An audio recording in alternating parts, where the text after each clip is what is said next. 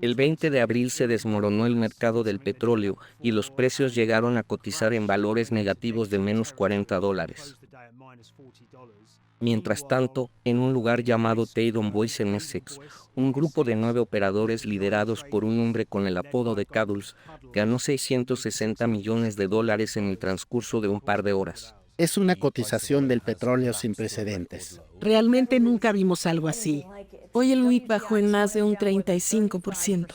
Quizás la gente no se hubiera sorprendido tanto si el precio del petróleo hubiera bajado a cero, pero bajó a menos 38, y fueron valores que nadie había previsto, por lo que muchos en el mercado comenzaron a preguntarse si habría alguna causa detrás de todo esto.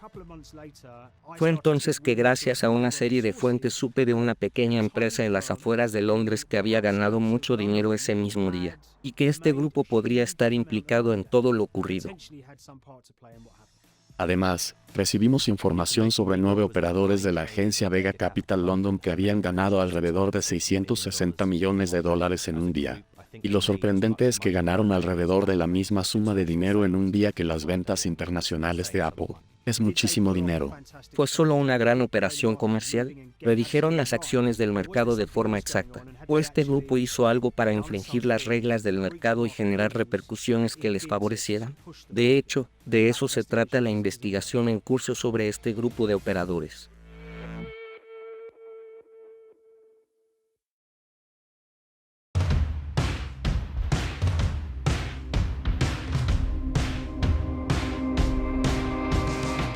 En principio, Paul Cummins era un operador comercial que se curtió en las reuniones entre accionistas de la bolsa en los años 80 y 90 y lo conocían con el apodo de Cadules.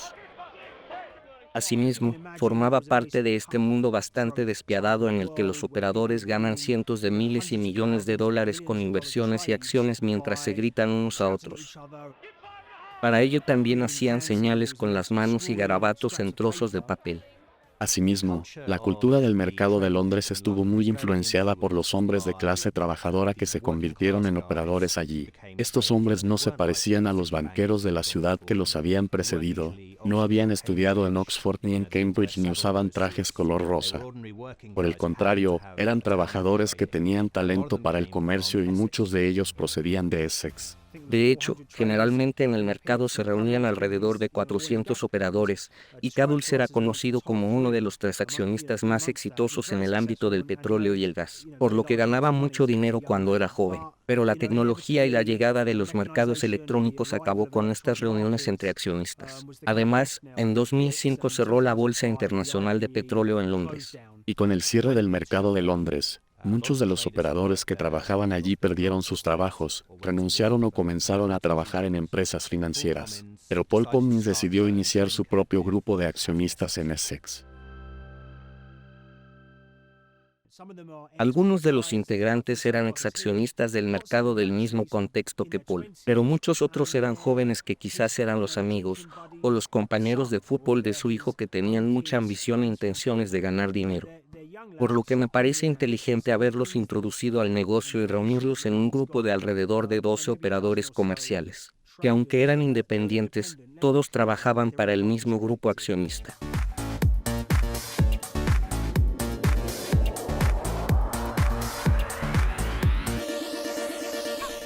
Prefiero dejar que Liam hable sobre Essex. Yo nací en Essex. Creo que tengo más derecho a dar mi opinión. Me encanta la cultura de Essex. Si le pides a cualquiera en Gran Bretaña que describa a alguien de Essex, creo que haría referencia a su personalidad un poco extravagante, con un acento típico de la clase trabajadora, al estilo de Guy Ritchie. Derrochan el dinero, pero también son muy inteligentes y saben ganarse la vida. Es absurdo. Asimismo, estos jóvenes probablemente conducían autos Rolls-Royce y Bentleys, e iban a lugares como Marbella de vacaciones.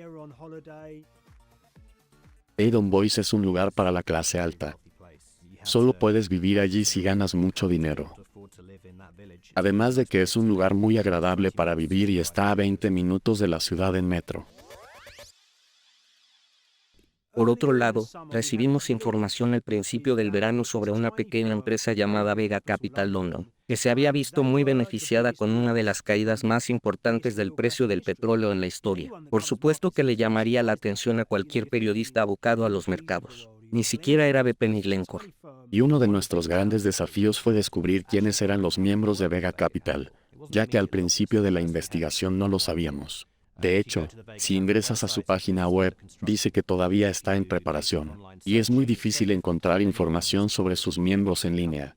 Por lo que todo nos resonaba mucho en ese momento. Queríamos saber quiénes eran. A partir de la investigación descubrimos que en este grupo no solo compartían el trabajo, sino que también eran amigos. Iban a bodas juntos, jugaban al golf e incluso vacacionaban juntos. También notamos que varios de ellos eran miembros del club de seguidores del West Ham de Londres, e incluso algunos fundaron empresas entre ellos, por lo que claramente todos formaban un grupo inversionista. Sin embargo, lo que más nos sorprendió fue entender que esto no solo era un fondo de cobertura o una empresa de la que nunca se había oído hablar, sino que era un grupo de amigos que ganaron mucho dinero. Por otro lado, la mejor manera de operar para los comerciantes de petróleo son los contratos de futuros con el petróleo de referencia de Estados Unidos. Y se trata de un contrato que, por ejemplo, acuerda la compra de 1000 barriles de petróleo en una fecha futura, o la venta de 1000 barriles de petróleo en una fecha futura. De hecho, es solo un contrato financiero en el que se apuesta intentando predecir si el petróleo va a subir o a bajar. Asimismo, había muchos rumores que afirmaban que el 20 de abril sería un día excepcional en los mercados petroleros de Essex, y muchos se levantaron temprano para empezar con sus operaciones comerciales durante las primeras horas de la mañana, cuando aún no había amanecido. De hecho, lo que hicieron fue adquirir contratos que les otorgaban la obligación de comprar petróleo con el precio con el que finalizara ese día, es decir, a las 2:30 de la madrugada, por lo que preveían que el precio del petróleo bajara en esas horas. Pero al mismo tiempo también estaban vendiendo mucho petróleo. Es decir, que las ganancias y la suma recaudada dependían de la diferencia entre el precio al que compraban el petróleo y el precio al que lo vendían. Y el 20 de abril el petróleo no dejaba de bajar. Era la situación perfecta. Es decir, el contrato había asegurado la venta de petróleo a esos precios que continuaban bajando, lo que significaba que podrían compensarlo, y luego comprar petróleo más barato al final del día. Pero las cosas comenzaron a ponerse realmente interesantes alrededor de la 1:30 de la madrugada. De repente, hubo una especie de oleada de compradores y vendedores a medida que aumentaba la desesperación en el mercado y subían los volúmenes de negociación. Y a las 2:08 de la madrugada, sucedió algo extraño y sin precedentes. El precio del petróleo bajó a valores negativos. Cayó a una cotización récord de -38. Nunca vimos algo así en términos de contracción de la economía global. Y esa gran diferencia entre el precio por el que compraban el petróleo y el precio por el que lo vendían, les permitió ganar más dinero del que nunca se imaginaron. Entonces, su ganancia fue la diferencia entre -37 y todas las cotizaciones positivas del petróleo de los contratos que habían vendido. El precio del crudo se desmoronó a $37 el barril, y un grupo de comerciantes en una pequeña oficina de Londres tuvo un día increíble. No olvidemos que esta situación no tiene precedentes, y nadie podría haberlo previsto. No se me ocurre otra operación comercial en la que te paguen por ambas acciones, ya sea por vender como por comprar. Es realmente una situación única e impensable. Una cosa sobre la que estamos seguros es que el grupo accionista de Caddles no tenía miedo a asumir grandes riesgos, y realmente tomaron uno muy importante. Hablamos con comerciantes de petróleo que conocen al grupo de Caddles y con otros que no, y ambos afirman que es increíblemente arriesgado. Y eso es lo que los detiene a la hora de hacer este tipo de operaciones. No están dispuestos a asumir el riesgo, pero Caddles y sus amigos sí. Y luego de sumar todas las ganancias, se supo que el grupo de los 9 operadores más exitosos del mercado había ganado un total de $660 millones. Es decir, creo que 3 o 4 de ellos ganaron más de $100 millones cada uno. Sin mencionar que 2 de los responsables de esta operación comercial, que ganaron más de $100 millones en un solo día, eran muy jóvenes. De hecho, uno solo tenía 22 años, y solo unos años atrás publicaba contenido sobre cosas de adolescentes con sus amigos y salidas con chicas en sus redes sociales, y compartía música del género rap. ¿Quién se hubiera imaginado que luego de unos años fuera a ganar $100 millones en un día? De hecho, cuando Liam y yo nos enteramos de esto, realmente no lo podíamos creer. El comercio de petróleo es un juego de suma cero. Para que un operador gane dinero, alguien más debe perderlo. Y en este caso, perdieron los inversores de fondos del Banco de China como Crude Oil Treasury. De hecho, muchos inversores perdieron todo. Sin mencionar las personas que invirtieron sus ahorros en fondos petroleros, los grandes bancos y los corredores intermediarios que también perdieron dinero ese día. Además, los países productores de petróleo como Kuwait o Canadá usan como cotización el promedio del último precio de referencia del petróleo de Estados Unidos del mes anterior.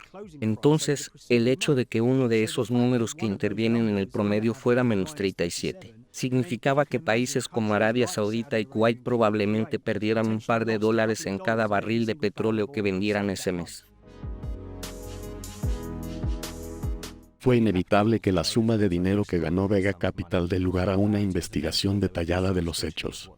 Pero este no fue el único dato relevante, ya que media hora antes de que se estableciera el precio de liquidación, ya se habían convertido en los mayores e indiscutibles vendedores de futuros de petróleo del mercado. Y lo sorprendente es que entre los demás participantes del mercado se encontraban los bancos más grandes del mundo, o empresas petroleras como BP y Shell. Y luego están estos 9 operadores en Essex que revolucionaron el mercado global del petróleo. Asimismo, creo que si estos operadores hubieran ganado 7 o 10 millones de dólares, probablemente solo estarían celebrando en Essex en este momento. Pero el hecho de que ganaran casi 700 millones de dólares hace que sea inevitable comenzar una investigación de los hechos. También les escribimos a cada uno de los operadores de Vega que ganaron todo ese dinero en un día. Y recibimos una carta en respuesta de un bufete de abogados representante del grupo, en la que se señalaban algunos puntos. Primero, que no habían sido acusados de ningún delito, que todos habían operado de forma independiente y por separado, y que habían tomado esas decisiones comerciales en función de la información pública disponible sobre lo que iba a suceder en los mercados petroleros ese día. Lo que me encanta de estas historias es que despiertan una gran variedad de opiniones, y algunas personas pueden pensar que es una situación sospechosa, y específicamente no les convence que hayan operado en el mismo momento del día y que hayan ganado tanto dinero y perjudicado a tantos otros. Esa es una opinión posible, pero otras personas piensan que estos muchachos tenían una gran desventaja en un mercado en el que reinan grandes fondos, empresas tecnológicas y petroleras poderosas con todas las ventajas del mundo, y que tendríamos que felicitar a este grupo de parias de Essex que venció al mercado y descubrió una manera de ganar muchísimo dinero. Porque ¿quién no sueña con esto? Sin embargo, a partir de lo ocurrido, muchos de ellos dejaron de operar con los contratos mensuales que les trajeron tantos beneficios en el pasado, e incluso algunos fundaron empresas nuevas. Básicamente han desaparecido del mapa e incluso tampoco tienen actividad en sus redes sociales. Están esperando a que se calme un poco todo. Sin duda es demasiado pronto para analizar cómo se desarrollarán las investigaciones regulatorias, y es posible que esta situación se resuelva de diferentes maneras. Podrían recibir posibles castigos si hay pruebas de manipulación contra Vega o cualquier socio del grupo inversor, como otorgarles una multa o incluso les podrían prohibir seguir operando. E incluso en casos más extremos se ha procesado penalmente a personas involucradas en la manipulación de estos contratos o a operadores que hayan cometido delitos en estos intercambios. Pero también hay otros resultados posibles. Está la posibilidad de que no reciban ningún castigo luego de haber realizado este intercambio de dinero que les cambiaría la vida a todos. Y como si fuera poco, que toda la comunidad de accionistas los celebren y reconozcan como héroes en el ámbito.